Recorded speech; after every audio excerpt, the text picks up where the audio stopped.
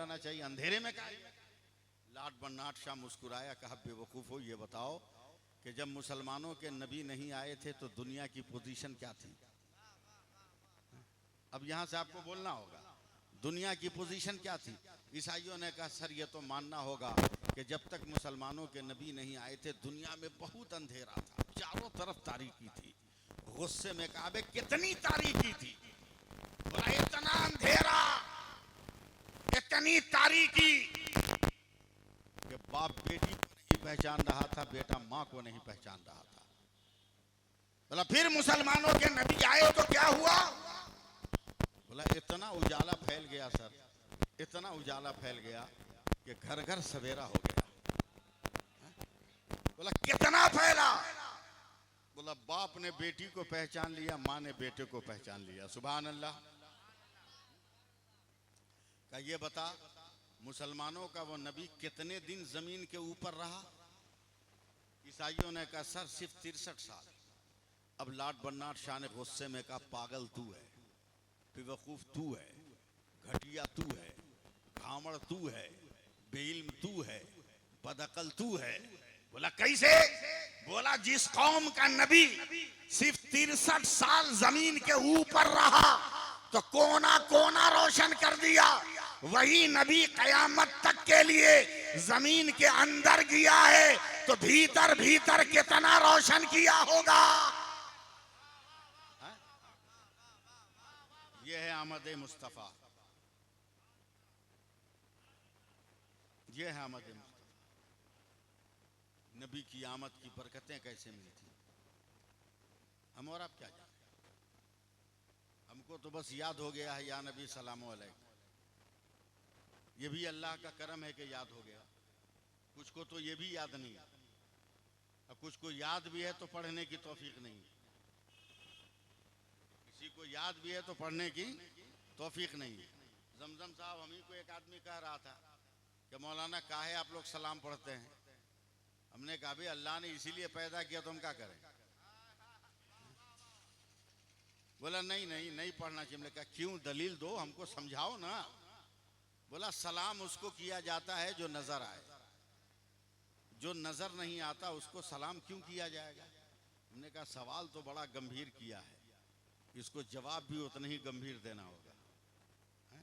मैं पान खाने वाला आदमी पान खाने लगा, 10-15 मिनट के बाद मेरे कांधे पे हाथ रखकर कहा मौलाना जवाब नहीं है, तो मैं चूना खाने लगा। फिर 10 मिनट के बाद बोला कहा मौलाना जवाब नहीं है, तो हम पान थूकने चले गए। और उसका सवाल यही है कि जो नज़र नहीं आता उसको सलाम काहे करते हैं? 15-20 मिनट के बाद मेरी तरह वो भी मोबाइल रखा था सामने जेब में, उसके मोबाइल पे फ़ोन आया। जब रिंग टोन हुआ उठाया, ऑन किया, बोला कलीमुल्लाह अस्सलाम वालेकुम। हम लपक के उसका मोबाइल छीन लिए। ले आधा घंटा से तू हमको डिस्टर्ब कर रहा था कि सलाम उसको किया जाता है जो नज़र आए। जिस कलीमुल्लाह को सलाम किया उसका मुंह नज़र आ रहा है क्या? उसका थोबड़ा नज़र आ रहा है क्या? ऐंठ के बोलता है मौलाना हम तो मोबाइल पे सलाम किए हैं। हमले हम कहाँ बे मोबाइल के बे, हम भी तो मोबाइल वाले हैं। बोला तुम्हारा मोबाइल कहाँ? हमने कहा तुम्हारा 5000 का है, प्लास्टिक के कवर में है, हमारा बहुत कीमती, हमने चमड़े के खोल में रखा है। बस तेरे मोबाइल का मॉडल, हमने कहा दिल का। मौलाना फंस जाओगे, हमने फंसा के तो देख। बोला हमारे मोबाइल पे तो फोन आता है तो बेल बजती है, रिंगटोन होता है, आवाज सुनकर हम समझते हैं कोई कॉल किया है। तेरा मोबाइल तो इतना भीतर है, उसका रिंगटोन कैसे सुनाई देगा? तो हमने धक्का मार के कहा बे हट, हमने वाइब्रेशन में रखा है, दिल धड़कता है, समझते हैं मदीने से हवा आई है। हम कह देते हैं मुस्तफा जाने रहमत पे लाखों सलाम, शमे बज़ में हिदायत पे लाखों सलाम, शहरे यारे हरम ताजदारे हरम, नौबहारे शफाअत पे लाखों।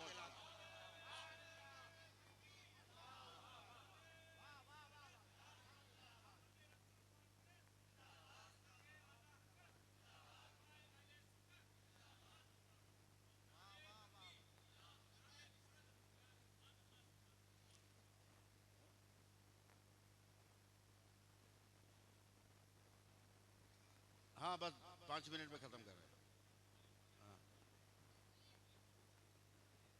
अच्छा तो बोलते ही हम, कब खराब बोलते हैं?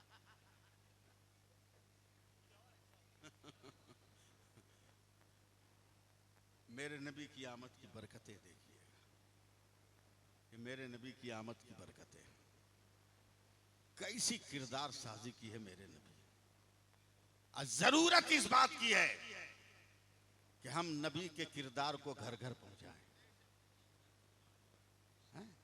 आज साजिद साहब की टीम ने, इनके दोस्तों हम नवा अज्जद साहब की टीम ने, इनके हम नवाओं ने जलसा सजाया। किसी को रोकने से रुकने वाला है क्या? बोलो भाई। लखनऊ के आगे उन्नाव जिला में एक गांव है गंज मुरादाबाद, वहाँ एक बुजुर्ग है हजरत अल्लामा फजल रहमा। हर 12 रबीउल अव्वल की रात में 112 चिराग अपनी मस्जिद में जलाते हैं। हाँ? एक दिन एक आदमी पहुंच गया, बोला मौलाना ये सब शिर्क और बिदअत है। कारी तो हमको मालूम ही नहीं था कि शिर्क और बिदअत, बोला ये सब नाजायज है। बोला हमको मालूम नहीं था, हम तो जला दिया। एक काम करो तुम बुझा दो। बड़ा खुश हुआ कि गोल्डन चांस मिला है बुझाने का। है? गया पहला चिराग पे फूंक मारा, बुझ गया। बड़ा मुस्कुरा का मौलाना बुझ गया का, बुझाओ ना। तो दूसरा पे गया फूकने, तो उसकी लौ थरकी तो पहला जल गया, दूसरा बुझ गया। तीसरा को फूका तो दूसरा जल गया, तीसरा बुझ गया। चौथा को फूका तो तीसरा जल गया, चौथा बुझ गया। 2-4 बार मारा, 112 चक्कर इधर से इधर। बोलता है मौलाना बुझ नहीं रहा है। तो अल्लामा फजल रहमान ने कहा बे पागल, जब बंदे का जलाया हुआ चिराग नहीं बुझा रहा है तो खुदा का रोशन किया हुआ मुस्तफा कैसे तू बुझा सकता है? किरदार बोल रहा है आज भी किरदार बोल रहा है। हम लोगों ने किरदार खो दिया। हम लोगों ने नबी की सीरत को अपने आप से दूर कर लिया, इसलिए जमाना हमसे नफरत करने लगा। आओ नफरतों के बाजार में मोहब्बत की दुकान खोलो। इस्लाम कैसे फैला? हजरत खालिद इब्ने वलीद, हजरत अबू उबैदा इब्ने जराह को हजरत उमर खिताब कर रहे हैं, किसी भी मुल्क पर फतह हासिल कर लेना, मगर मुल्क के अंदर दाखिल मत होना। सुनिए सलीके से गुफ्तगू। मुल्क के अंदर दाखिल मत होना, वहीं के किसी एतमाद वाले आदमी को हाकिम बनाकर अपनी फौज को बाहर रखना। बोला क्यों? बोला तुम्हारे खिलाफ उस मुल्क में अवाम को गुमराह किया गया है कि मुसलमान लुटेरे का नाम है, जवान लड़कियों को उठा लेने वाले का नाम है, दौलतों को लूट लेने वाले का नाम है। पहले जो तुम्हारा किरदार बिगाड़ा गया है, मुल्क से बाहर रखकर मैदान में पहले अपने किरदार का दिया जलाओ। तो मुसलमान शहद, खजूर, ऊन, रेशम ये चीजें लेकर जिहाद में जाते थे। जंग करने के बाद जब फतह मिलती तो मुल्क के बाहर ये दुकान लगाते थे, वक्त के साथ नमाज पढ़ते थे। अब वो मुल्क वाले जिसमें इस्लाम का झंडा लहरा रहा है उसके लोग आते थे, खरीदते थे। पहले बूढ़ों को भेजा, कोई मुसलमान टच नहीं किया। अब अधेड़ को भेजा, कोई मुसलमान टच नहीं किया। अब बच्चों को भेजा, कोई मुसलमान टच नहीं किया। तब डरते डरते बूढ़ी औरतों को भेजा, कोई मुसलमान सर उठा के देखा नहीं। तब जवान औरतों को, अधेड़ औरतों को भेजा तो कोई मुसलमान गर्दन उठाया ही नहीं। जवान खूबसूरत दोशीज़ाओं को भेजा, मुसलमान पलट के देखा ही नहीं। बस अपने काम में लगा रहा, अपने काम में लगा रहा। 1-1.5 महीना इसी तरह वो जिंदगी गुजारते। तो अब दुश्मन अपने मुल्क में ऐलान करता, मुसलमानों से ज्यादा बड़ा मुहाफिज कोई नहीं है, वही हमारी इज्जत बचाने वाला है, वही हमारी आबरू बचाने वाला है। इस तरह सारी दुनिया में इस्लाम फैलता चला गया। आज तो हमने ऐसी दुरंगी चाल चल ली कि मोबाइल पर दिल लगाकर हमारी बेटियां गैरों को लेकर भाग जा रही, हमारे बेटे गैरों को लेकर भाग जा रहे हैं। सिर्फ आधार कार्ड में हम मुसलमान रह गए, वरना किरदार में मुसलमान नहीं रह गए। इनकलाब पैदा करो अपनी जिंदगी में। अल्लाह फरमाता है मैंने अपने नबी को रहमत बनाकर भेजा। उसका कलमा पढ़ने वाला कभी किसी के लिए मुसीबत और ज़हमत नहीं बन सकता। हमें प्यार का दरिया बहाना है, हमें मोहब्बत का समंदर बहाना है।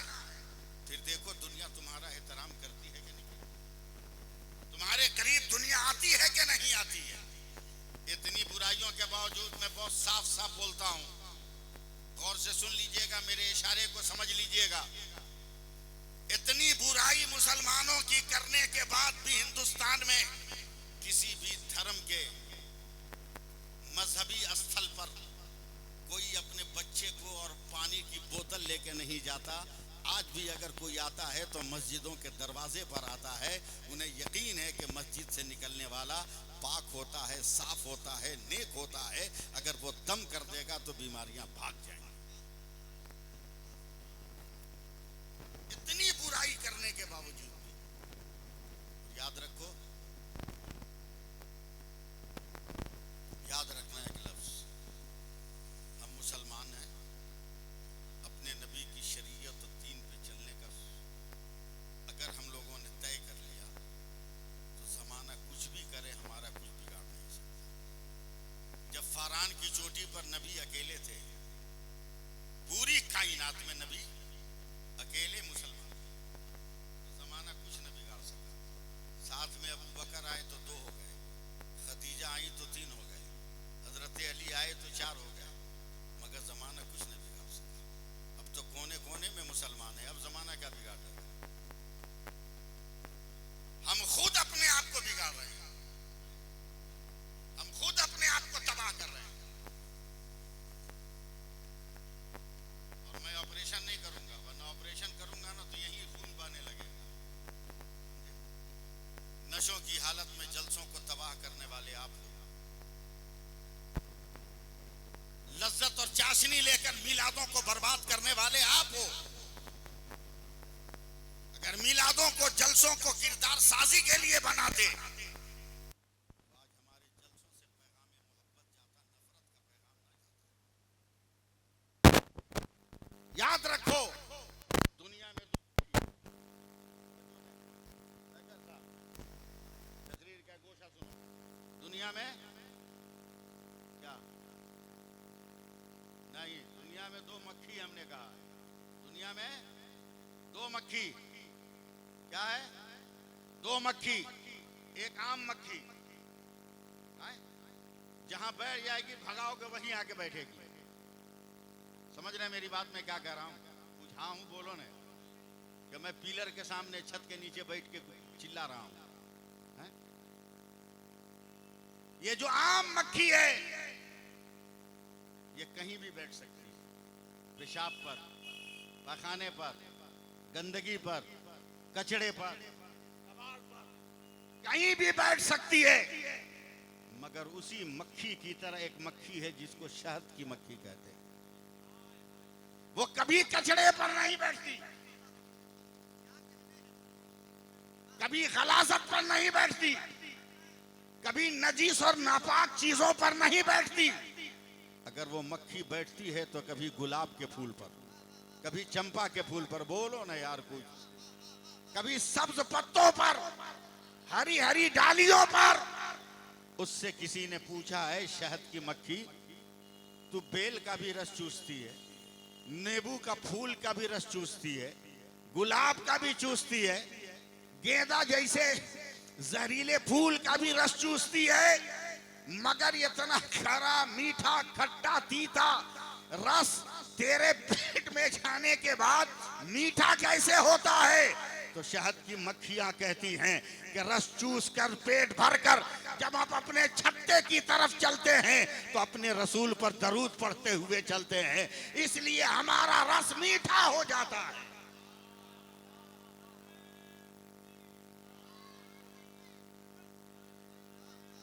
फैसला करो आप।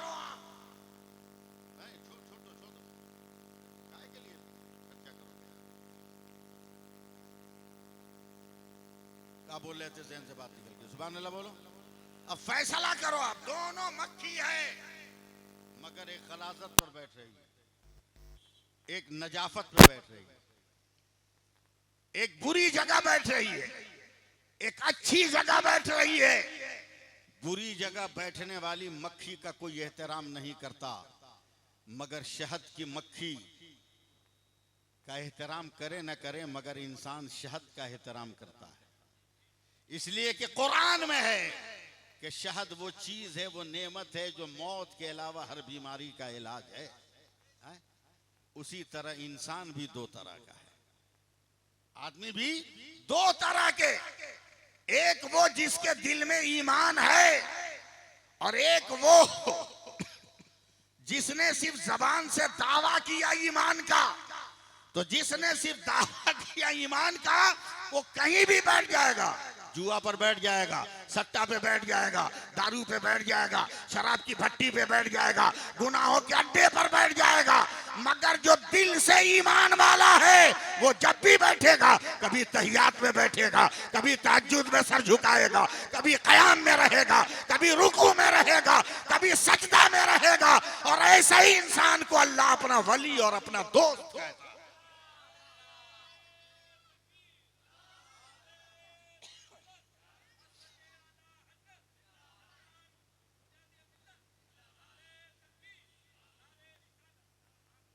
फैसला करना हमारा काम, सोचना हमारा काम। हम कहां जा रहे हैं, क्यों भटक रहे हैं। आला हजरत ने हमारे अकीदे की हिफाजत की है। ये बरेली वालों का फैजान है कि मजार किसी के भी बाप का हो मगर चादर फैजाने आला हजरत की चढ़ती है। फैजाने आला हजरत की चादर चढ़ती है। अगर आला हजरत ना होते हिंदुस्तान में तो कौन जानता आमद मुस्तफा का मफहूम क्या है, कौन जानता। लोगों ने तो कुरान का गलत तर्जमा कर दिया था, हदीस से हदीस की गलत बयानी कर दी थी, मफहूम और माने और मतालिब अलग कर दिए थे। मगर एक इमाम मोहम्मद रजा है जो खम ठोक कर जमाने के आंख में आंख मिलाकर कहता है, या रसूल अल्लाह, दुनिया वाले कुछ भी कहें मगर तेरा रजा कहता है, या रसूल अल्लाह, सरवर कहूं के मालिको मौला कहूं तुझे, बागे खलील का गुले ज़ेबा कहूं तुझे। जी लगाइएगा, मैं गुफ्तगू समेट रहा हूं, जितनी जल्दी हो सके मैं गुफ्तगू को समेटने की कोशिश कर रहा हूं। आज भी अगर हम और आप लौ लगा ले अपने नबी से, है? दो काम तो करना है, तवज्जो से सुनो, सुभान अल्लाह कहो ना कहो, सुनो तवज्जो से। दो काम करो, दो काम। मेरा दावा है कि मेरे नबी तेरे घर आ जाएंगे। नहीं अच्छा लगा, बोलना चाहिए ना। सिर्फ दो काम करो। एक काम ये कि जब भी अपने घर या किसी के दरवाजे पर जाओ, ए फलाने, ये स्टाइल छोड़ दो, मत पुकारो किसी को। अपने घर में जाओ या किसी के घर में, सबसे पहले जोर से कहो अस्सलामु अलैकुम व रहमतुल्लाहि व बरकातुहू। अपने घर में जाओ या किसी और घर में। अब कहेगा मौलवी पगला गया, ये बीवी को सलाम करने को कह रहा, ये बेटा बेटी को सलाम करने को कह रहा। अरे पागलो, सलाम तो दुआ है ना। तो शौहर बीवी को न दे, बीवी शौहर को न दे, तो भाड़े पर आदमी आएगा दुआ देने के लिए, जुगाड़ पे आदमी आएगा। अब पूरी हदीस का मतलब सुनो। मेरे नबी कहते हैं कि दरवाजे पर जाओ तो पहले बोलो ना भाई, सलाम करो। एक साहबी ने कहा, या रसूल अल्लाह, पता ही ना हो कि घर में कोई है कि नहीं। मेरे नबी ने कहा, फिर भी सलाम करो। एक तीसरे साहबी खड़े हुए, कहा, या रसूल अल्लाह, एक आदमी कन्फर्म है कि घर में कोई नहीं है। सुनिए, कन्फर्म है कि घर में कोई नहीं का क्या मतलब। का खुद ही दरवाजा बंद किया, खुद ही ताला लगाया, खुद ही खोला, खुद ही अंदर गया, वो क्या करेगा। बोला वो भी सलाम करे। अब साहबा ने कहा, या रसूल अल्लाह, सलाम करना सुन्नत, जवाब देना वाजिब। अगर सलाम कर दिया तो जवाब कौन देगा, घर तो खाली है। मेरे नबी ने कहा, अगर वो घर किसी मुसलमान का है और जवाब देने वाला नहीं है तो उस घर के अंदर से मैं जवाब देने वाला रहूंगा। बताओ, अगर ये तरीका हम और आप अपनाए तो क्या मेरे नबी नहीं आ सकते। दूसरा तरीका अपने नबी को बुलाने का सुनो। मेरे नबी फरमाते हैं कि कोई यूं ही चलते फिरते उठते बैठते बातचीत करते मुझ पे दरूद पाक पढ़ता है तो फरिश्ते जाते हैं, पढ़े हुए दरूद को लाकर मेरी बारगाह में पेश करते हैं, मैं कबूल करता हूँ। मगर कसम है परवरदिगार की, कोई नियत करके, इरादा करके अपने आप को मेरी मोहब्बत के सांचे में ढालकर जब मुझ पे दरूद पड़ता है तो फरिश्ते नहीं जाते, मैं खुद उसके घर जाता हूँ और अपना दरूद उठा कर लाता हूँ। बताओ मेरे नबी आए कि नहीं आए? ये रास्ता किसने बंद किया? हमने और आपने न बंद किया, हमने और आपने बंद किया। और कहिएगा कुछ मिलता ही नहीं, लेने की कभी कोशिश किया ही नहीं तो मिलेगा क्या? मिलेगा? मालूम है ऐ दिल्ली अभी उर्स हो रहा है, अभी उर्स हो रहा है, हजरत निजामुद्दीन औलिया का उर्स हो रहा है। फजर की नमाज पढ़कर 5 मिनट कांधे पे रुमाल लग के मुराकबा में बैठे हैं। एक मुरीद इनके हुजरे में घुसा, तो सब ओरिजिनल मुरीद नहीं होता है, कोई फैज पाने के लिए मुरीद होता है और कोई जान बचाने के लिए मुरीद होता है, और कोई दुकान चलाने के लिए, ताबीज बेचने के लिए मुरीद होता है। ये था मुरीद 2 नंबरी, ये मुरीद था 2 नंबरी। नहीं सुन रहे हैं आप लोग? ये मुरीद था 2 नंबरी। गया, देखा न कहीं अगरबत्ती है, न मोमबत्ती है, न लोबान है, न अतरदान, न गुलदान, कुछ नहीं, न फूलदान, मगर बाप रे बाप खुशबू इतनी तेज है कि अल्लाह पना सूंघ रहा है। हजरत निजामुद्दीन औलिया ने आंखें खोली, मुस्कुराया, कहा बेटा क्या सूंघ रहे हो? बोला हजरत कहीं खुशबू नजर नहीं आ रही मगर बहुत प्यारी खुशबू है, बड़ा स्टैंडर्ड माल है। हजरत निजामुद्दीन औलिया मुस्कुराए और अपने कांधे के रुमाल पे हाथ रखा, कहा मेरे इस रुमाल से खुशबू निकल रही है।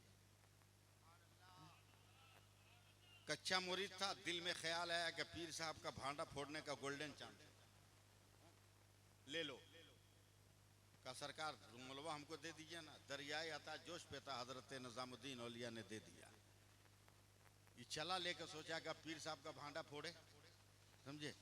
तो कुछ दूर हवा में नचाया, हवा में नचाया कि धूप लगे, हवा लगे तो खुशबू उड़ जाए। तो अगल बगल की खिड़कियां खुल गई। कहा अरे बाबू क्या लहरा रहा है कि महक ऊपर तक आ रही है? बोलो ना यार, बोलो। गुस्से में बैठ गया जमजम साहब पानी के नल पर, पानी पर, और लगा साबुन लगा के धोने, और धो के पानी में कचाड़ने खंगालने। नालों से पानी गया तो दरवाजे खुल गए। औरत मर्द ने निकल कर कहा अरे बेटा क्या धो रहे हो? पूरा मोहल्ला खुशबूदार हो गया। वैसे ही भीगा हुआ कपड़ा लेकर आ गया मेरे हजरत निजामुद्दीन औलिया की बारगाह में। कहा हुजूर कसम खुदा की माल एकदम स्टैंडर्ड है, क्वालिटी एकदम सुपर है। बोला क्या मतलब?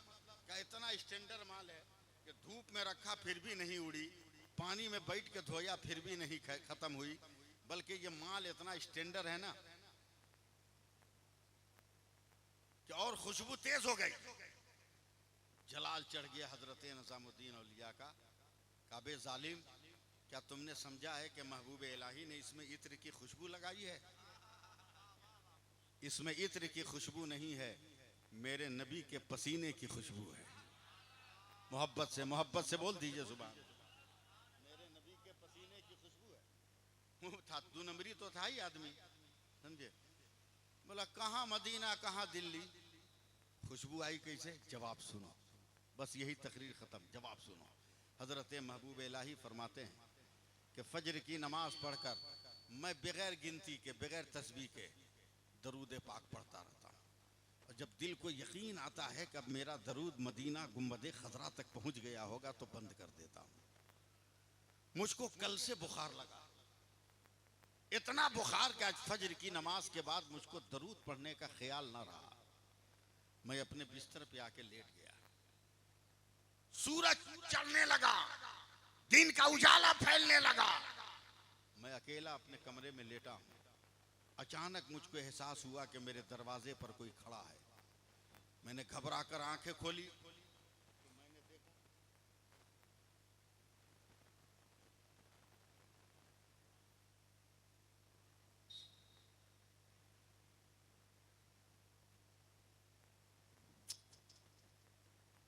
सुभान अल्लाह बोलिए ना, तो बुला जाते हैं ना। एहसास हुआ दरवाजे पे कोई खड़ा है, हैरान होकर आंखें खोली, घबरा कर उठ गया, कहा या रसूल अल्लाह आप। नहीं सुन रहे ना, नहीं सुन रहे हैं आप लोग, वक्त काट रहे हैं आप लोग। या रसूल अल्लाह आप कहा है निजामुद्दीन का कैसे? का रोजाना तुम सुबह को फजर के बाद दरूद पढ़ते हो तो मैं गुंबदे खजरा में बैठ के सुनता हूं। और आज इतना दिन चढ़ गया तुम्हारा दरूद नहीं गया, तो मैं अपने दरूद को लेने के लिए आ गया। उसके बाद मुंह किया अपने मुरीद की तरफ, काबे जालिम, मैं घबराहट में जब कोई कपड़ा न था तो मैंने यही रुमाल जमीन पर बिछा दिया। सरकार अपना कदम रख दीजिए। नबी ने कदम रखा तो उनके तलवों का पसीना लग गया। कयामत आ जाएगी मगर खुशबुए मुस्तफा नहीं जा सकती, है? नहीं जा सकती। क्या नहीं है मेरे नबी की अता में? सोच बदलो, फिक्र बदलो, अच्छा ख्याल रखो, अच्छी सोच रखो, तब ना। अक्ल रखकर, किताबें पढ़कर बेवकूफ़ी की बात करते हो। मगर देखो मदीना की जिंदगी देखो, मक्का की जिंदगी देखो। अब उन्होंने कहा है 5 मिनट बढ़ाने के लिए तो बढ़ा रहा हूं, सुन लीजिएगा ना आप लोग, हैं? हाँ,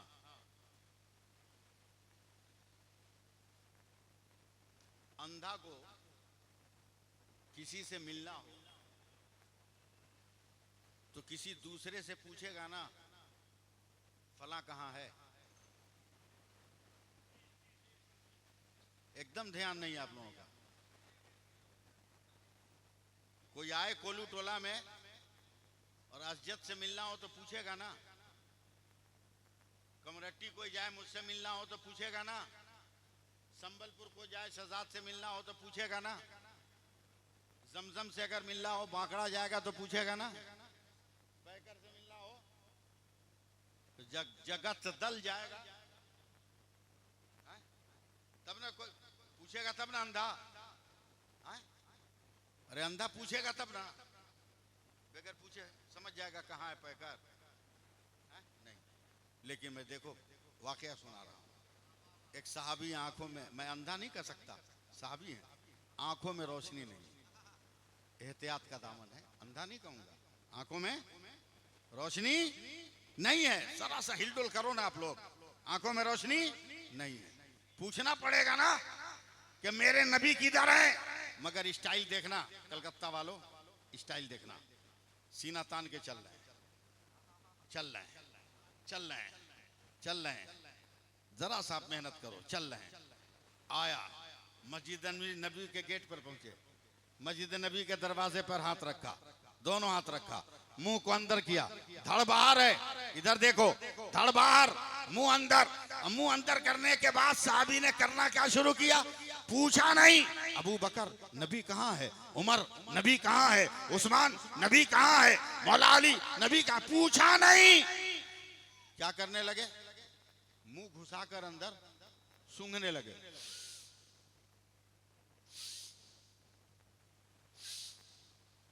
पीछे रहने वाले ने कहा भाई क्या कर रहे हो? का सूंघ कर पता लगा रहा हूं कि मेरे सरकार किधर बैठे हैं। खुशबू बताती थी कि मुस्तफा किधर हैं। सुभान अल्लाह बोलना भाई।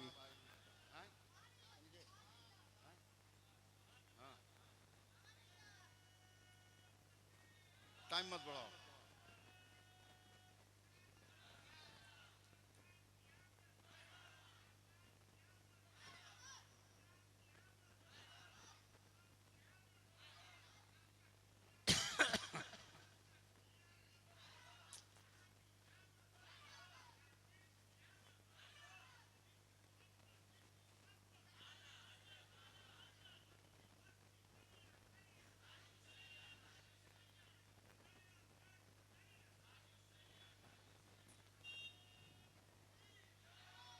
पूछा नहीं, खुशबू सूंघ कर चले गए मेरे सरकार के पास। सुभान अल्लाह, सुभान अल्लाह। इतना बुलवा दूंगा ना कि सपने में भी आप सुभान अल्लाह बोलने लगिएगा। हाँ, बहुत टेढ़ी खीर नाम है सैफुल्लाह आलिमी का। चले गए सरकार के पास, सिर्फ देखिए मेरी तरफ। सरकार के पाए मुकद्दस पर अपने दोनों हाथ को रखा, कहते हैं या रसूल अल्लाह, माँ के पेट से ही मैं बगैर रोशनी के पैदा हुआ, मेरी आंखों में एकदम उजाला नहीं है, मैं कुछ नहीं देख सकता। लेकिन लोग चलते हैं जमीन पर ना तो कहते हैं कि घास पे पांव रखने से ऐसा लगता है जैसे मखमल पे चल रहे हैं। या रसूल अल्लाह, मैं पैदाइशी नाबीना हूँ, मेरी आंखों में रोशनी नहीं है। लोग कहते हैं कि सूरज चमकता है तो अंधेरे और उजाले में तमीज पैदा हो जाता है। मेरे नबी ने कहा क्या चाहते हो? सुन रहे हैं कि नहीं आप लोग? क्या चाहते हो?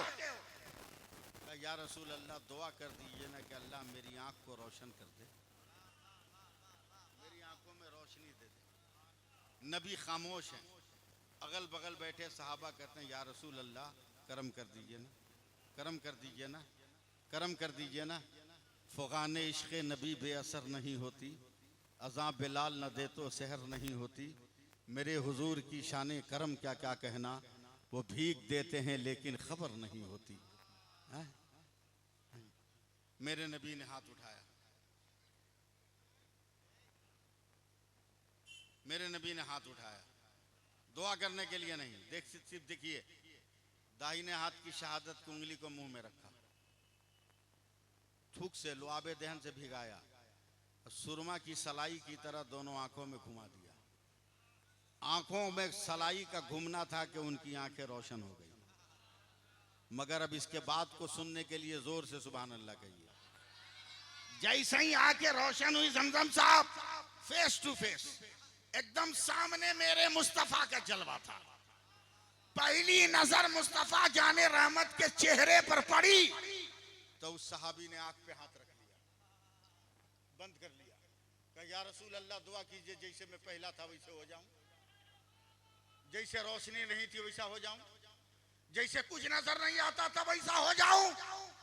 नबी भी परेशान, तमाम लोगों ने हैरान होकर कहा अरे क्या कर रहे हो, अभी तो तुम उजाले के लिए दुआ मांग रहे थे, अब रोशनी जाने की दुआ मांग रहे हो।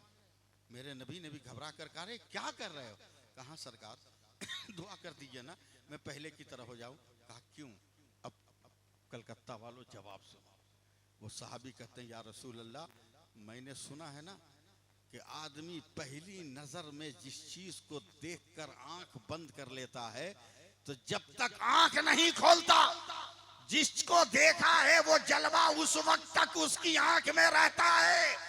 मैंने आपसे पहले किसी को नहीं देखा और आपको देखकर आंख बंद कर लिया। अब मैं नाबीना होना चाहता हूं ताकि कयामत के दिन खुदा के सामने मेरी आंख खुले और रब पूछे बंदे क्या लाए, तब आंखें खोल कर कहूंगा कुछ नहीं, तेरे मुस्तफा का जलवा लेकर आया हूं।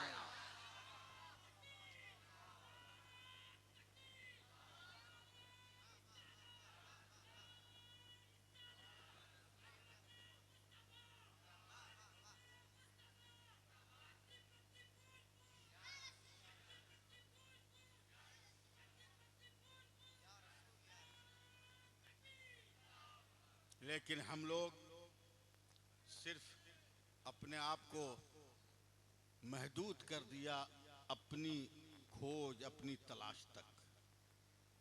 जिसमें हमारा फायदा है हम उसी को देखेंगे, जिसमें हमारी भलाई है हम उसी को देखेंगे, किसी और तरफ नहीं देखेंगे।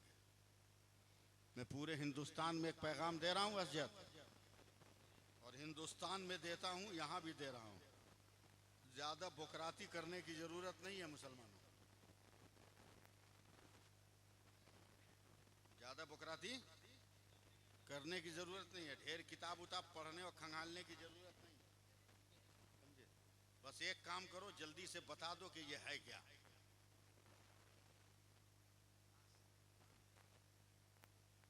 बोलो ना, इतनी जल्दी प्रधानमंत्री को भूल गए। मास्क बोलो, बड़ी बड़ी आंख वाले गृह मंत्री को भूल गए यार। है? क्या है ये? जोर से बोलो सब आदमी। मास्क। कसम खुदा की मत समझो जमजम किसको कहते हैं, शहजाद किसको कहते हैं, पैकरो शादाब किसको कहते हैं, सैफुल्ला अलीमी किसको कहते हैं, जावेद अख्तर किसको कहते हैं, मत समझो। बस ये 4 इंच का कपड़ा समझ लो।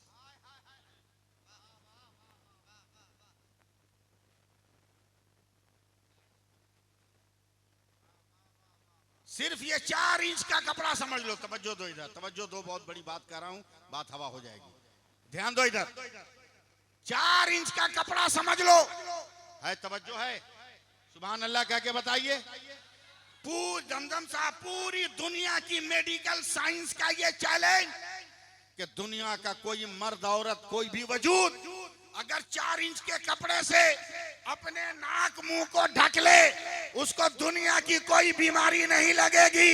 अब अक्ल के अंधों जरा सोचो कि मेडिकल साइंस का दिया हुआ 4 इंच का कपड़ा जब इतना पावर रख रहा है, तो रसूल की बेटी फातिमा का दिया हुआ निकाब कितना पावर रख रहा होगा।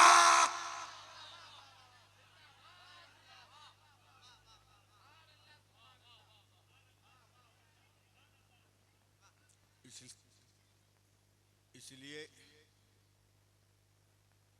इस्लाम को बदनाम न करो, इस्लाम को समझो और इस्लाम वाले बन के रहो। प्यासा कोई मिले तो पानी पिला दो, भूखा मिले तो खाना खिला दो। बिरादरी मत पूछो, जात मत पूछो, कौमियत मत पूछो।